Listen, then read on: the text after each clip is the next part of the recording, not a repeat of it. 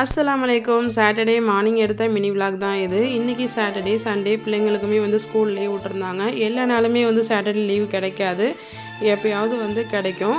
அதனால் இன்றைக்கி காலைல எந்திரிச்சதே பார்த்திங்கன்னா கொஞ்சம் லேட் ஆகிருச்சு. அதனால் பிள்ளைங்கள்லாம் வந்து இன்றைக்கி வீட்டில் இருக்கிறதுனால நல்லா குளிக்க வச்சு ரெஃப்ரெஷ் ஆகிட்டு இன்றைக்கி மார்னிங் வந்து ரொம்பவே சிம்பிளாக தான் பிரேக்ஃபாஸ்ட் செஞ்சேன். Potato bread sandwich. இந்த ப்ரெட்டில் வந்து பொட்டேட்டோ ஸ்டஃபிங், நம்ம ஆலு சப்பாத்திக்கெலாம் வந்து உள்ள பொட்டேட்டோ ஸ்டஃபிங் ரெடி பண்ணுவோம்ல, அதே மாதிரி ரெடி பண்ணி இந்த ப்ரெட்டு உள்ளே வச்சு அது கூட மேலே கொஞ்சமாக வந்து சீஸ் ஸ்ப்ரெட் பண்ணி ஒரு பேனில் கொஞ்சமாக பட்டர் போட்டு இந்த ப்ரெட்டை டோஸ்ட் பண்ணி எடுத்தால் சூப்பரான பொட்டேட்டோ ப்ரெட் சாண்ட்விச் ரெடி.